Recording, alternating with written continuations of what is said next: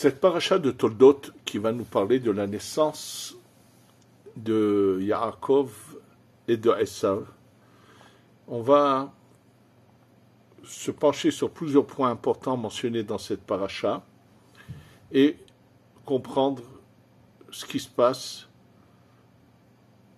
où nous en sommes, et à travers cela comprendre qu'il n'y a aucun fait qui est un hasard d'Hachem, que par exemple récemment un musulman est devenu le maire de New York. Alors pour comprendre ce qui nous arrive et qu'on est vraiment dans les derniers instants du galout de l'exil et qu'on est très proche de la Géoula à travers ce qu'on va lire, on va examiner plusieurs choses. Déjà dans la naissance de Yaakov et Esav, Esav sort en premier et on nous raconte un fait qui paraît d'abord presque inimaginable. Et deuxièmement, si c'est un fait divers, qu'est-ce que ça nous apporte? C'est marqué que lorsque Yaakov sort, c'est marqué Veyado, Ohezet, Be'akev, Esav. Sa main attrape le talon de Esav. Alors, si vous avez assisté à la naissance de jumeaux, vous pouvez demander à n'importe quelle personne qui travaille dans ce domaine, les jumeaux sortent un après l'autre. Comment peut-on imaginer qu'on voit un jumeau sortir et la main du jumeau qui est derrière est en train d'attraper le talon de celui qui est sorti avant lui? Donc il est clair, c'est une évidence, qu'il y a ici un message qu'on va essayer de déchiffrer, de comprendre. Je vais tout de suite vous dire ce que dit le Da'at Zkenim Ba'ala Tosfot. Da'at Zkenim, c'est un commentaire qui se trouve sur toute la Torah, qui vient des Tosfot. Et là, sur cette paracha, après la naissance, c'est marqué que lorsqu'il est sorti à Esav, il est rouge, vraiment sa peau est rouge. Et il nous ramène un midrash qui est vraiment très, très intéressant, qui va nous aider bien sûr à comprendre les choses. Que comme il est sorti tout rouge, c'est marqué qu'un enfant, la peau est totalement rouge à la naissance, ça veut dire que son sang ne se coagule pas, et c'est un danger de lui faire la Brit Mila. On attend de voir qu'il y a un changement au niveau... avant, ils n'avaient pas besoin de faire des analyses en laboratoire. À la vision des choses, ils savaient comment, à quel moment, la Gemara en parle, quand est-ce qu'on peut faire la circoncision, la Brit Mila à un enfant. S'il y a le moindre risque qu'il perde son sang et qu'il meure, on ne lui faisait pas. Et là, le Da'at Zkenim ramène que lorsque Esav est né, Yitzhak a vu qu'il avait une peau tellement rouge, partout il était rouge, et on va devoir comprendre pourquoi. Donc il s'est abstenu de lui faire la Brit Mila. Il a attendu 1 an, 2 ans, et puis il a vu que finalement, il n'y avait rien qui changeait chez lui, et donc en fait c'est sa nature, et qu'il n'y avait pas un risque que le sang ne se coagule pas.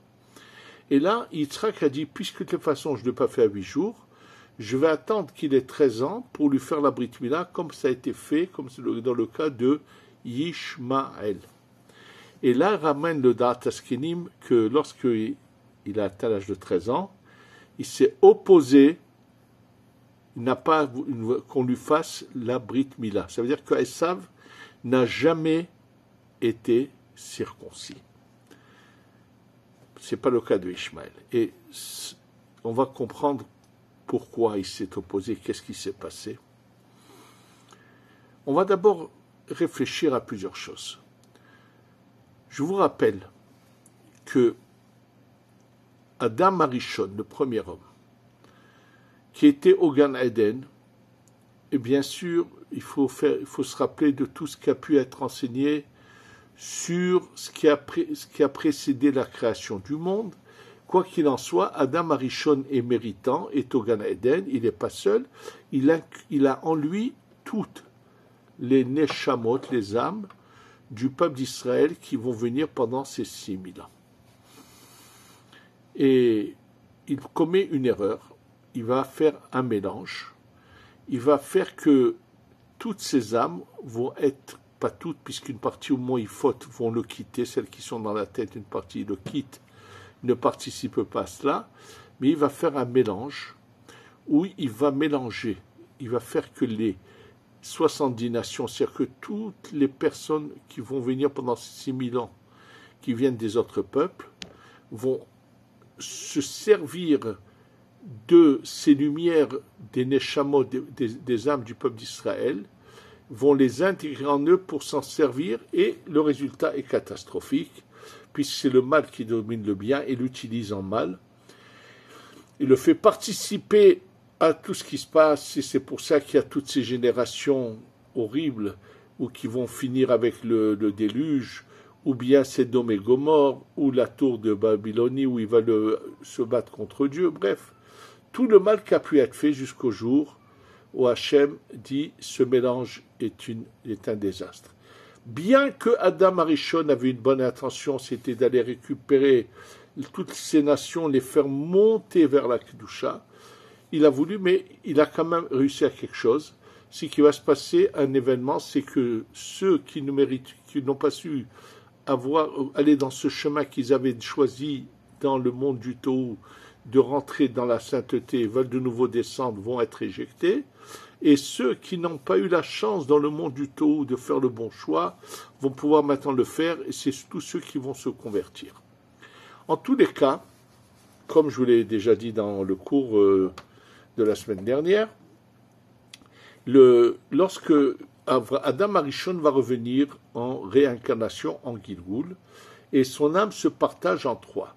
Le Nefesh de Adam Arishon va revenir chez Avraham Avinu, et là, Avraham va réparer le côté qu'on pourrait appeler de l'idolâtrie de Adam Arishon. Haz v'shalom, Adam Arishon ne cherchait jamais à faire de l'idolâtrie, mais les conséquences de ces faits correspondent à ce qui s'appellerait de l'idolâtrie. Qui c'est qui répare ça? C'est Avraham Avinu, et il est jeté dans une fournaise ardente, il s'en sort, et finalement, le mal qui est en lui doit sortir de lui, mais avec une chance bien sûr d'être réparé, mais il doit sortir. Il ne va pas sortir dans le ventre de Sarah, mais il va sortir dans le ventre de Hagar, c'est Yishmaël. Donc, il naît carrément dans... Et ensuite, une fois qu'Avraham est pur, il va faire naître dans le ventre de Sarah, Yitzhak, séparément. Et par contre, lorsque le tour de Yitzhak arrive, de réparer, et lui va avoir en lui ce qu'on appelle le rouar de Adam Arishon, et va venir réparer le côté sanguinaire, assassin, qu'on pourrait appeler de Adam Arishon, sans, je le répète, que Adam Arishon ait voulu faire de telles actions. Là, ce qui se passe, c'est que cette clipa, ce mal que Yitzhak doit éjecter de lui, ne va pas se faire dans une autre femme, mais là, Yaakov, qui est le bon, et Esav, qui est ce côté mauvais, se retrouvent dans un même ventre. Et on nous dit que pourquoi cette différence? Et il y a un combat déjà à l'intérieur du ventre, il y a ce combat. Finalement, ils vont naître et chacun choisit son chemin. Donc Esav représente ce qu'on appelle l'Occident Édom. Rouge, le mot Adom, Edom, c'est les mêmes lettres, ça veut dire, c'est ce côté-là. Donc, déjà, comprendre pourquoi cette différence, pourquoi chez Avraham, lorsqu'il doit se séparer de cette clipa, de ce mal qui s'est collé à Adam Arishon, dans l'erreur d'Adam Arishon pour réparer, ça se passe dans une autre personne, pas chez Sarah. Et lorsque Yitzhak doit faire la même chose, ils se trouvent les deux dans le même ventre, il y a un combat. Pas seulement cela. Lorsque Ishmaël, lui, va avoir la Brit Mila, ce n'est pas le cas de Esav, comme je viens de vous le dire. Ça aussi, ça doit être compris. Et ça, également, lorsque Abraham décide, dit à Ishmaël de s'en aller, il s'en va sans problème. Par contre, on va voir que Esav va mener un combat, va vouloir constamment lui prendre les bénédictions de son père, il faut que ça soit Yaakov qui s'en aille. Pourquoi tous ces changements-là, ce combat, ces changements? Et n'oublions pas surtout le dernier point très important que je vais citer maintenant. Comme j'ai eu l'occasion déjà dans des cours des années précédentes de le dire, au moment où on veut enterrer Yaakov dans le caveau des patriarches à Hebron, ce qu'on appelle Me'arat HaMachpelah, qui va venir se battre pour prendre la place de Yaakov dans cette caverne-là qu'on appelle le caveau des patriarches, c'est Esav. Oui, il veut aussi, même là, il y a un combat, et finalement, sa tête va être coupée, elle va tomber dans le caveau, et son corps va être éjecté, va être enterré je ne sais où ailleurs. C'est pas par hasard. Alors, on va maintenant expliquer quelque chose dont j'ai eu l'occasion de vous dire. Il faut savoir que partout où se trouvait l'exil, des communautés juives qui ont été exilées dans les pays musulmans, sachez que les rabbanim, les dayanim, n'ont pratiquement jamais fait de conversion. Absolument. Vous allez regarder tous les livres des rabbanim et demander à ceux il n'y en a plus beaucoup qui pourront le raconter, de tous ces dayanim, par exemple, qui ont vécu au Maroc, ou bien en Algérie, mais il n'y en a plus beaucoup, mais encore, ou en Tunisie, c'est pas important, en Irak, partout, dans tous les pays musulmans, ils n'ont pratiquement jamais eu de dossier de conversion. Alors que, sachez qu'en Europe, le nombre est très, très important de conversions qui se sont passées à travers la génération. Le fils d'une princesse à l'époque du Grand de Vilna, Potofsky, qui a finalement la mère l'a fait brûler, qui était devenu un converti d'une grande sainteté. Bref, il y a eu énormément de cas, et jusqu'à aujourd'hui, il y a énormément de cas de gens très sérieux. Il m'est arrivé de recevoir, moi personnellement ici, des couples de pasteurs qui se sont convertis, mais avec une foi sans pareil. Ils sont nombreux, ceux qui ont une vraie conversion authentique, mais ça vient surtout de cet exil de Édom. Et également, je vous ai fait remarquer qu'il ne reste plus pratiquement l'exil de Ishmaël a presque disparu. Alors, on va revenir aux choses et comprendre. Il faut savoir que c'est marqué qu'une des raisons du galout, c'est pour aller chercher les parcelles de lumière qui se sont perdues. C'est marqué pour qu'il y ait des convertis. C'est-à-dire qu'il faut savoir que à droite, le mâle de Abraham, qui s'appelle Ishmaël, n'a pratiquement rien absorbé en lui. C'est pour ça qu'il n'a rien à rejeter. Il n'y a pas de converti. La seule question est, dans ce cas-là, comment se fait-il qu'il a pu avoir une telle domination et faire du mal d'une manière générale, il n'y a pas eu beaucoup de pogroms. C'était plus ou moins il y a eu des moments difficiles, bien sûr, attention, il y a eu des moments, mais c'est pas ce qui s'est passé en Europe, parce que ceux qui connaissent l'histoire en Europe, on sait surtout ce qui s'est passé à la Shoah de 39-45, mais sachez que les années d'avant, en Ukraine, combien les innombrables pogroms, en Allemagne en 1933 déjà, et bien avant, dans toutes les époques où l'histoire des Cosaques avec en 5408-5409, ceux qui connaissent l'histoire de ce qu'on appelle Xerotarveta de 5408-5409, ça a dépassé ce qui s'est passé à l'Holocauste avec Hitler. Oui, il faut le savoir, ça a été inimaginable, quel Holocauste terrible, malheureusement. Il n'y a pas beaucoup de choses qui ont été écrites, même ce qui a été écrit n'est pas connu du grand public, mais ce sont pratiquement la plus grande partie des communautés juives d'Europe ont été décimées à ce moment-là par celui qui, bien sûr, Hamilski, qui était à la tête des Cosaques, c'est effroyable, inimaginable.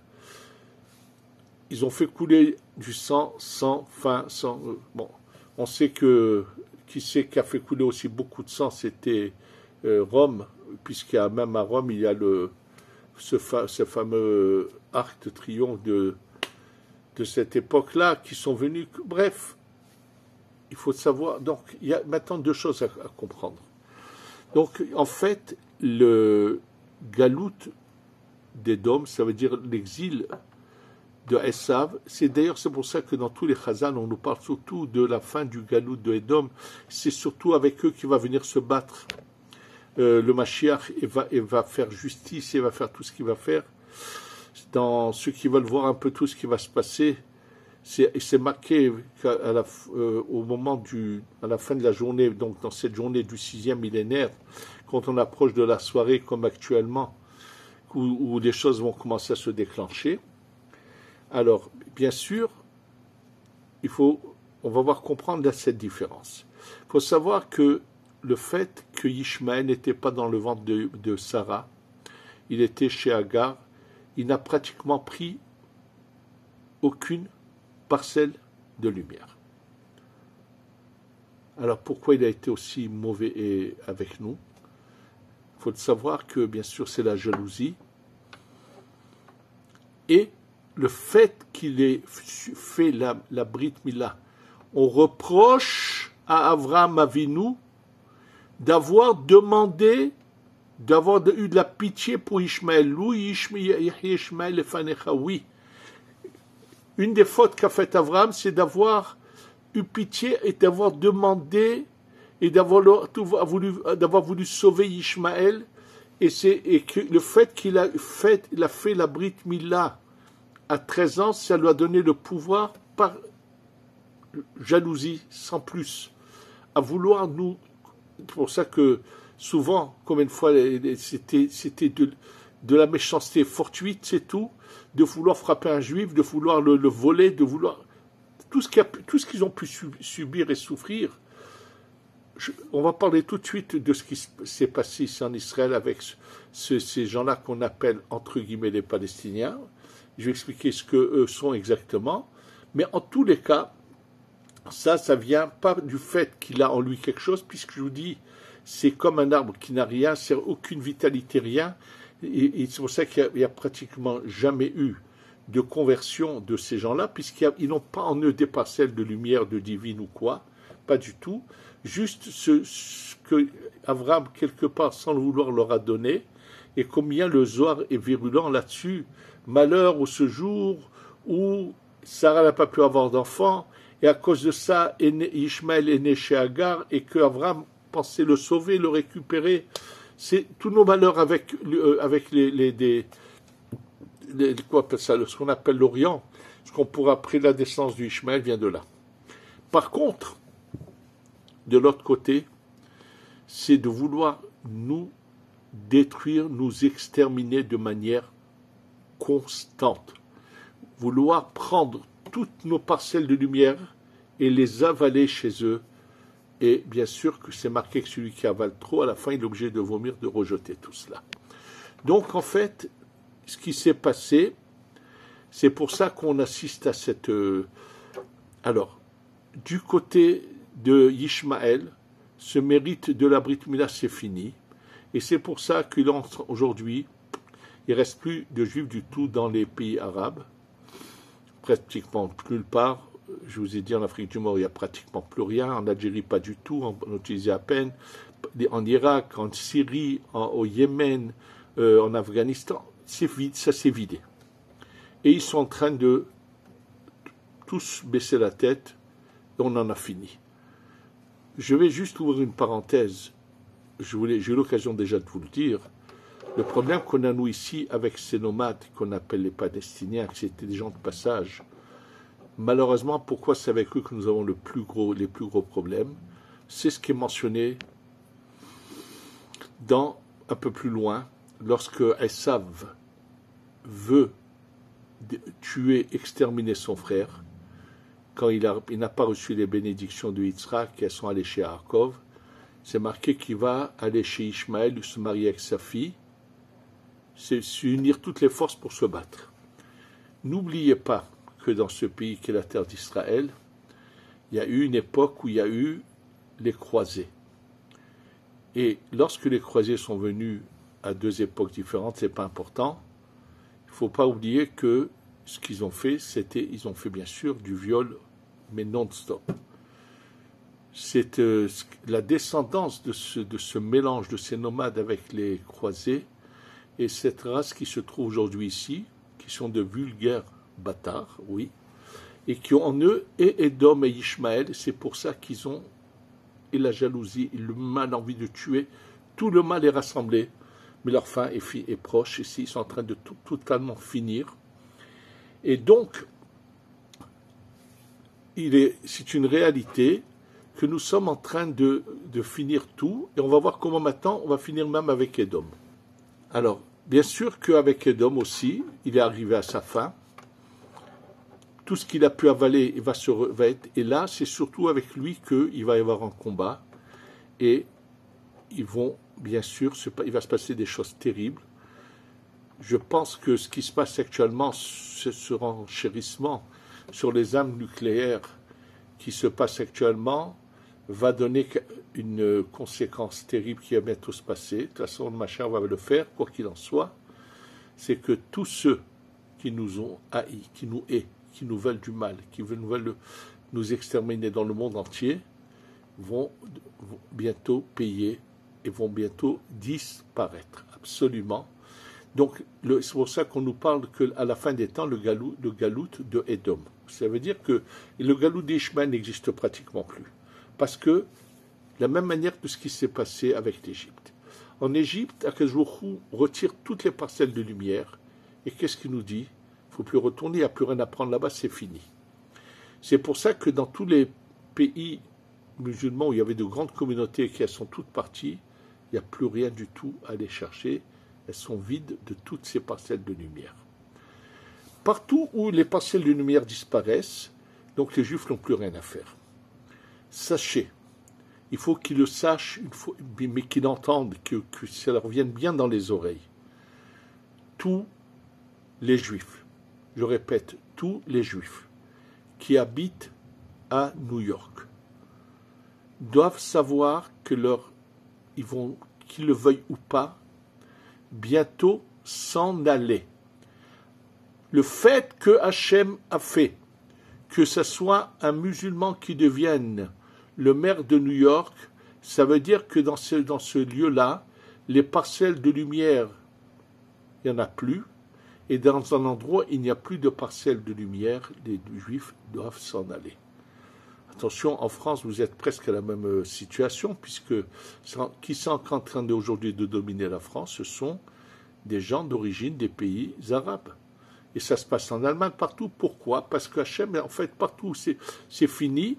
Et il va se passer, bien sûr, partout des choses qui vont faire qu'il n'y aura plus le choix. C'est que s'en aller à tout prix et très vite. Nous sommes en train de vivre ces derniers moments de la galoute de l'exil. Absolument. Les parcelles de lumière ont toutes été pratiquement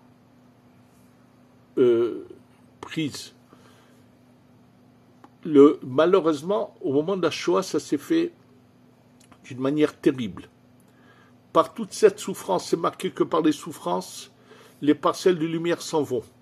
C'est pour ça qu'il y a eu, ça s'est fait d'une manière terrible, où toutes les parcelles sont parties par la destruction de toutes les communautés juives, leurs synagogues, tout a été détruit, absolument.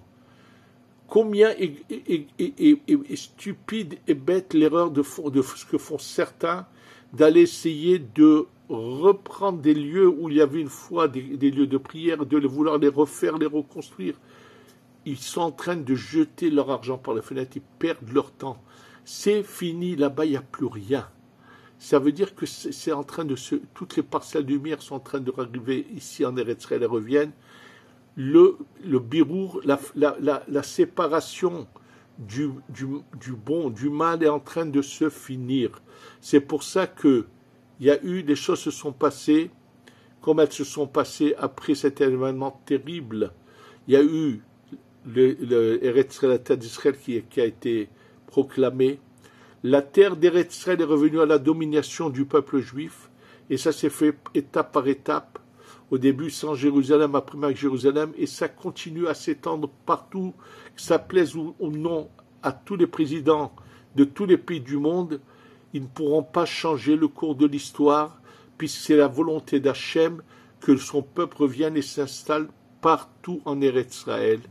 Et préparez-vous à voir un événement très vite qui va bientôt se passer, où subitement le monde du temple va tout d'un coup se débarrasser de ce qu'il a, et tout d'un coup il va se passer un événement où le troisième temple va descendre tout près et à descendre à sa place.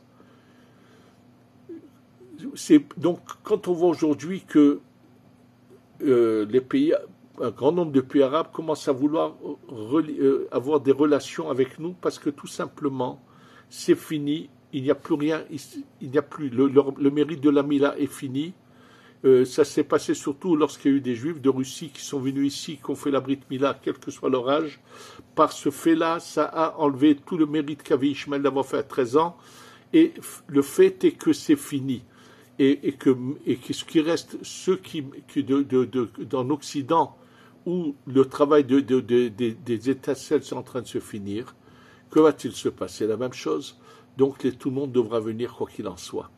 Mieux venir avec le sourire, la joie, et être là pour voir descendre le Beth Amikdash, que de devoir ensuite courir, tout laisser, tout abandonner pour venir. Oui, absolument. Nous sommes on le voit tout ça se voit dans la paracha. Et heureusement que Esav n'a pas voulu faire la circoncision, la Brit Mila, parce que ça aurait fait que donner plus de force. Attention, il avait un libre arbitre, et si lui avait décidé de surmonter le mal, parce que lui et Yaakov sont la réincarnation de Caïn et Hevel, des deux enfants de Adam Arishon. Caïn revient chez Esav, et comme Caïn a assassiné Hevel, c'est pour ça que Esav va toujours chercher à l'assassiner, à vouloir l'anéantir, absolument, par tous les moyens. Et ça, c'est l'Occident qui est, malheureusement, c'est Caïn qui continue. Et déjà dans le ventre, ils veulent se battre. Alors, bien sûr, qu'est-ce que fait Yaakov qui a tout vu? Son âme, quand on dit qu'il attrape le talon, vous savez que Ekev, le talon, c'est une allusion à notre période à nous. Nous sommes à la fin des temps, on va le dire dans la paracha de Vaya Ekev, à la toute fin. Et là, pour pas qu'il y ait une assimilation totale, Yaakov déjà se bat pour sauver le maximum d'âmes, qu'elles ne tombent pas dans l'assimilation, mais qu'elles se réveillent. Malheureusement, des gens qui viennent de sortir de l'emprisonnement qui était chez le Hamas, on commence à se réveiller, à faire tchouva. Oui, ça veut dire que Yaakov s'est battu pour cela. Et sachez que c'est marqué que les brachot qu'a reçu Yaakov de son père, il n'a pas voulu les utiliser. Il a dit, je les laisse pour la fin des temps, pour aider ma descendance au moment où il risque d'être totalement englouti, se s'assimiler et tout, d'être sauvé. Donc, Yaakov a tout fait pour nous sauver, pour nous aider. C'est sa main qui attrape le talon, c'est ça l'image, que ça veut dire qu'il va empêcher, et après, il va lui dire, vends-moi la Bechora. Dans la tête de Esav, il y a énormément de parcelles de lumière, et là, Yaakov sait les racheter, les reprendre. C'est pour ça que sa tête est enterrée dans le caveau des patriarches, parce que dans sa tête, il y avait beaucoup de parcelles de lumière, et c'est pour ça que grand nombre de ceux qui se convertissent en général de l'Occident, ce sont des gens qui ont en général un passé d'intellect, qui le font avec une intelligence, avec une volonté qui est réfléchie et décidée. Et donc, vraiment, nous sommes en train d'assister à tout cela. Et ce qu'a fait Yaakov en tenant ce talon, donc qui était une image qui va nous aider maintenant, son mérite va se réveiller en disant cette paracha, et on va enfin vivre ce dernier moment de la galoute et arriver à la Géoula Shlema, ou la délivrance totale, qui va se passer incessamment. Be'ezrat Hashem, que vous puissiez tous venir dans la joie, nous rejoindre pour recevoir ici, voir le Beth Amikdash descendre, avec la venue du Mashiach, Sheavo, Bimera, Be'amenu, Amen, Ve Amen. Jérusalem.